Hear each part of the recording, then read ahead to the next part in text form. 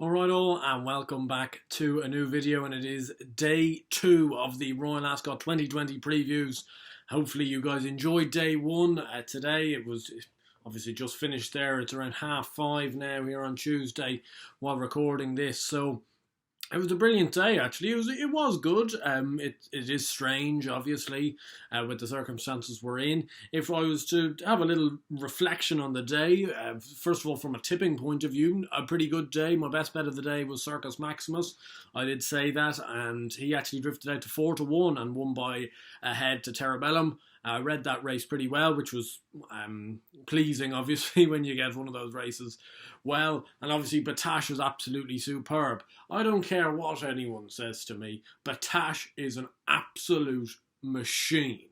I know he has his off days, don't we all? We all have off days where we're not feeling it. But on his day, he is an incredible horse. And I can't have any of this. Yes, I do understand it probably wasn't the best King stand we'll ever see.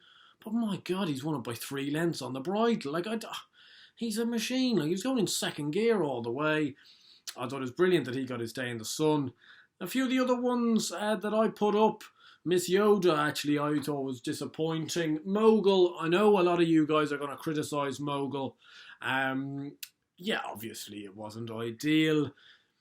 If you put a gun to my head and tell me, did you really think something like that might happen? I've said maybe so, just off the reports of kind of how slow he's been to get fit. To be honest, I know this is very controversial. I still would back him at probably now a nicer each way price for the Derby. That's perhaps me just being stupidly forgiving. Perhaps that's the case. But look at Japan last year. Japan ran an absolute stinker in the Dante. Was beaten 6-7 lengths in 4th, and he was beaten around that much in the Derby at 20-1, unfancied completely. So I wouldn't give up on Mogul, certainly down the line. Whether you want him for the Derby or not, I don't know, but it wouldn't surprise me if he can get his career back on track. I certainly wouldn't be looking too much into that run, if I'm being perfectly honest. Day 2 of Royal Ascot. If you've had a good day today, if I'm being brutally honest, I'd be just a little bit wary on day 2. I wouldn't be just ploughing all the money straight back in. I think it's a tough day. Obviously, it is going to be with the Royal Hunt Cup, and now, just if we didn't think the Royal Hunt Cup was hard enough, we now have the Silver Hunt Cup as well, just to add to the pain of these handicaps. But we've 4 tricky handicaps. We've a 2-year-old race. We've a Group 3 race, very sorry about that, and we've a Group 1 race. So it is just maybe a little bit down on quality from today, but we'll try and find a winner or two and hopefully get something on the board. Starting off with the 115, the Silver Royal Hunt Handicap, and I'm taking a chance here on Alternative Fact for Ed Dunlop. Frankie Dettori takes the ride. This horse is around 10-11-1. He's an each way price, a 5-year-old gelded son of Dalekani. He's running off a mark of 90 here. Now he's stepping back to a mile, which is perhaps a bit of a concern, but he doesn't mind a hint of juice in the ground. Not that there's that much juice, but there is a little bit. He was 6th at Haydock on reappearance over a mile too. Got no run that day. Wasn't beaten actually that far in the end. I put a line through that run completely. And at the back end of last year, he won a race at Newmarket over a mile too and got raised a couple of pounds. The ground is ideal. As I say, probably the thing that would temper your enthusiasm is going back to a mile. Will he have the tactical pace for a handicap like this? But he's sure to be finishing strong, and hopefully in a race where you'll get a lot of places, 10-1 won't be the worst each way poke.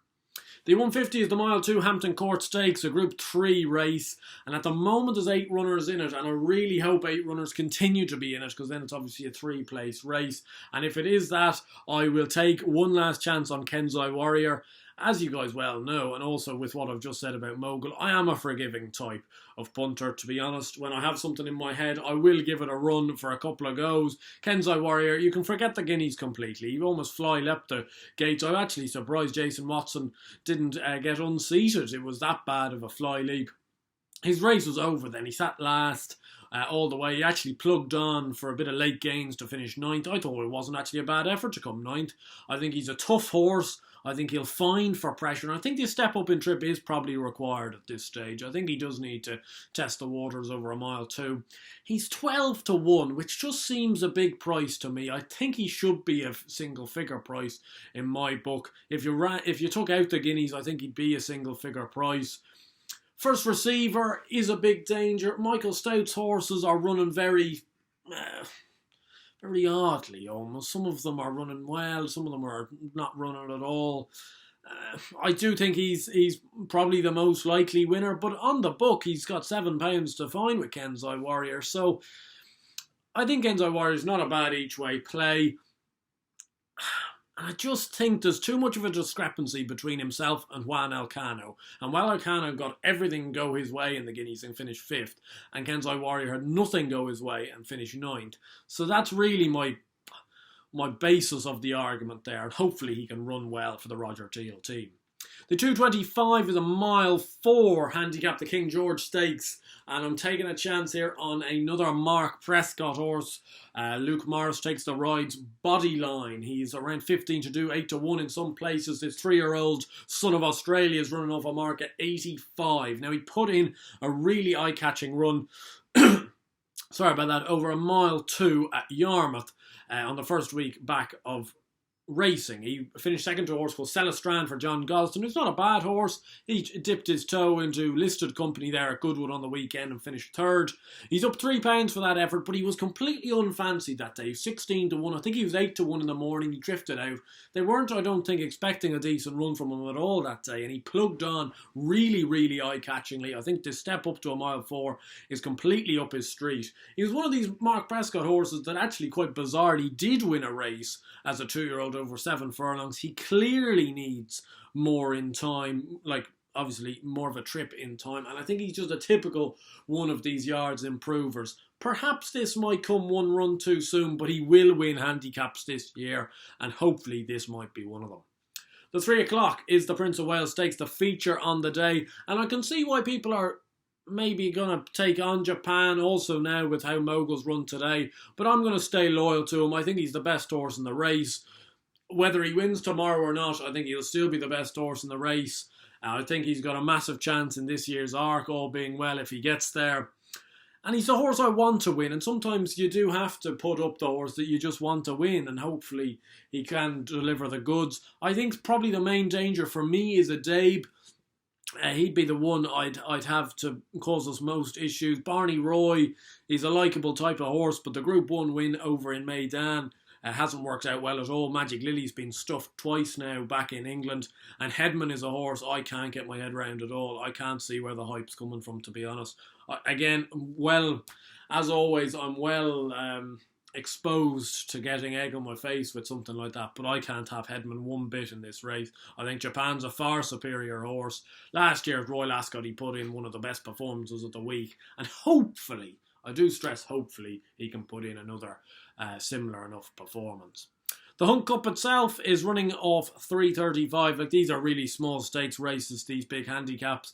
I'd take a chance here on Montatham. He's around the 8-9 to 1 mark for William Haggis. Dane O'Neill takes the ride. Obviously not brilliant that Jim Crowley, who had a red hot day today, is on El Raja for John Gosden. But this horse is running off 97, so he's right near the basement of this weight division. He's almost in the Silver Hunt Cup off top weight.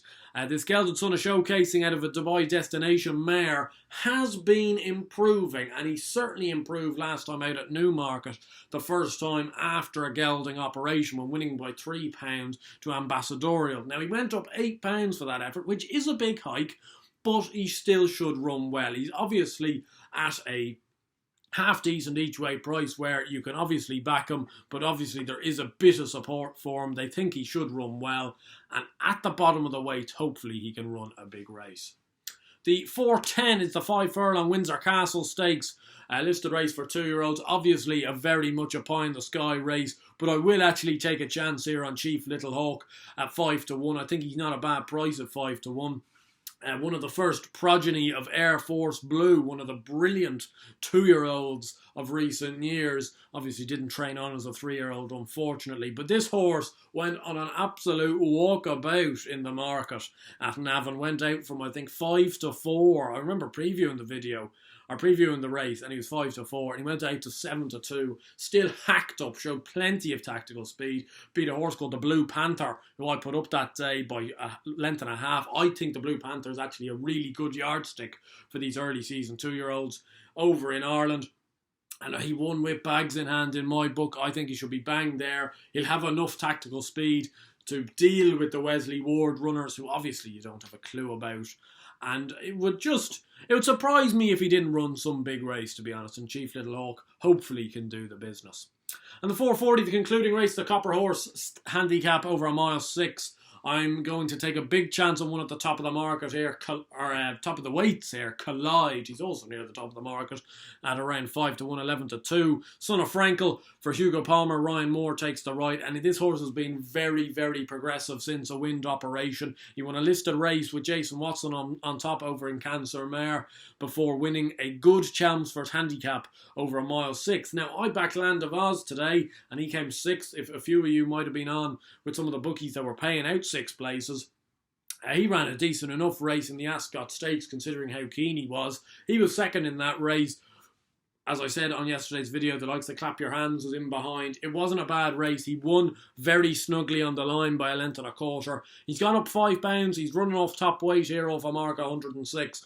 But he is a really, really progressive horse. And I don't want to say the cliche of he's a group horse in a handicap, but I think he's a good horse. I do think he's a good horse in a handicap. He does deserve to be near the top of the weights. And I think his price is reflective of that. I think 5 to 1's a fair price, or 11 to 2 hopefully we might get in the morning.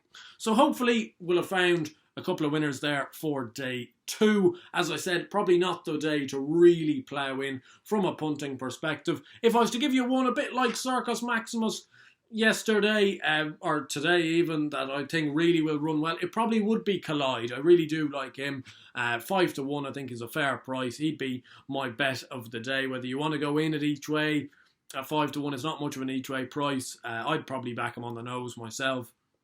But hopefully you can find a winner or two yourself. If you did enjoy the video, please do give it a like and subscribe to the channel down below. We're always growing. We always want new people watching these videos, and I hope you guys do enjoy it. And obviously let me know your thoughts for day 2 down below in the comments. So I'll see you guys again tomorrow night for a similar video of day 3. Hopefully you land a few puns, and I'll see you guys then. Cheers.